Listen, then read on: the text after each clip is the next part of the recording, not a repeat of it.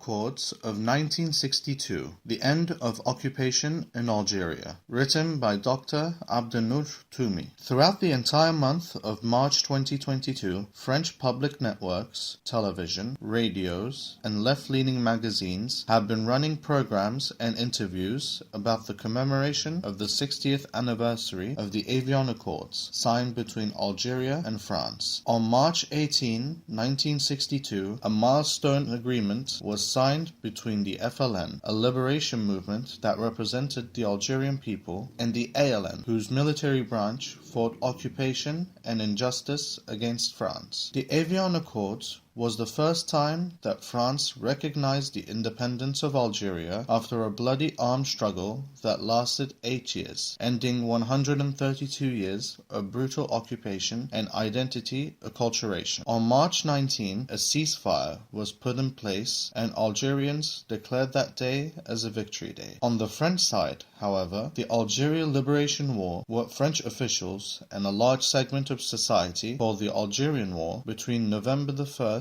1954 and March 19, 1962, was one of the toughest periods of the French Republic's political and intellectual parameters that shaped France's post-French imperialism. Hence, the question of French collective memory did not show any guilt nor acknowledgement of the French army's means to wipe out the Algerian resistance. The French army used napalm in the remote countries, mountains, and villages, and used torture in the so-called administrative military sections and prisons. Based on Paris's promises since 2012, former President François Hollande tried to address the memory question, yet nothing has been achieved. Meanwhile, President Emmanuel Macron, France's incumbent president, will be facing tenacious candidates from right-wing parties, including the National Rally Party leader Marine Le Pen, whose popularity is on the rise in every national opinion poll, for an eventual face-off with President Macron in April 2022. The question of the French denial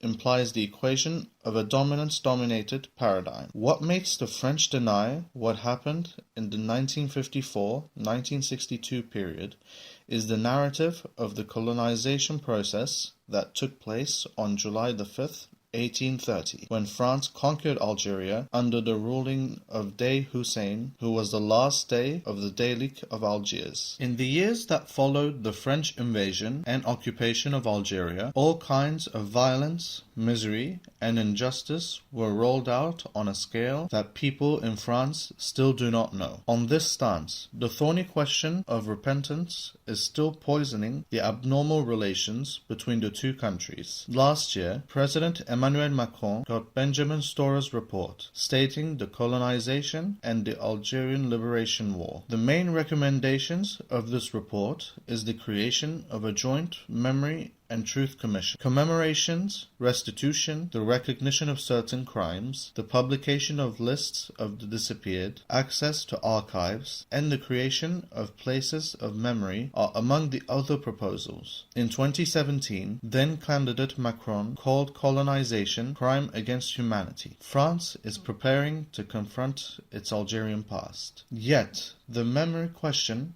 continues to prevent officials, both in Algeria and in France, from turning the page and establishing normal relations. Today, historians in France are pushing for the truth to be told. Yet, on this account of the ongoing toxic political campaign 3 weeks before the April 10 presidential election, the question of repentance is almost a sacrosanct sentiment among the candidates of the far right, like Le Pen and Eric Zemmour, who are calling to make an end to the Evian Accords. And France has no shame to show to the country. France had a nation-building role in Algeria, or what it called French Algeria. This is also the view of the French Algerian politicians, the so-called Pieds Noirs and Harkis. What could be the future of the extraordinary relations between France and Algeria? One could think that nothing should really change in these long years of ambiguous relations. The Algerian community in France is gradually becoming a serious lobby. Despite its socio-political and demographic heterogeneity, the Algerian diaspora in France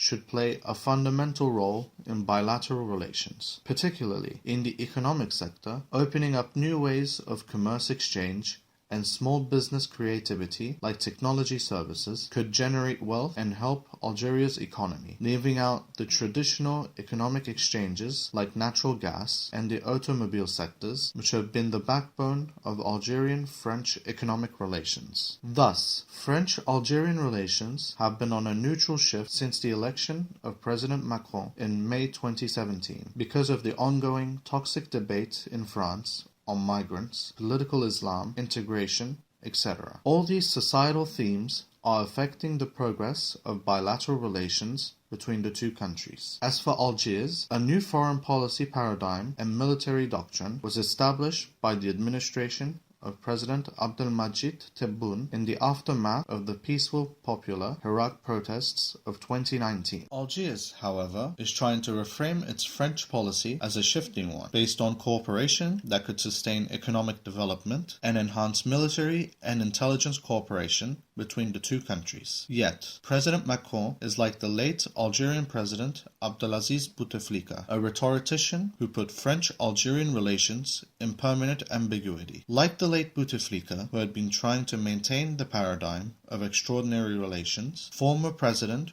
Houari Boumediene desired this paradigm because he did not want normal relations with the former Algerian colonizer. French-Algerian relations are not natural nor extraordinary, and they are not going to get warmer on the eve of a crucial presidential election in France. The two countries will undoubtedly continue to have warm relations, each country staying in its comfortable base zone. There is nothing wrong with that. France should stop looking at Algeria as if it is one of its administrative regions. Meanwhile, Algeria should also stop pleading for forgiveness because its liberation war made history, and it should let its story narrate global memory. In sum, the Avion Accords came to reflect the balance of power that existed at the time between a nationalist liberation movement on the one hand and a colonial state on the other, which created a new paradigm between the two countries' relations. Today, Algeria has the right to protect its national interests and diversify its relations with other countries in order to get rid of French tutelage and hegemony in the Maghreb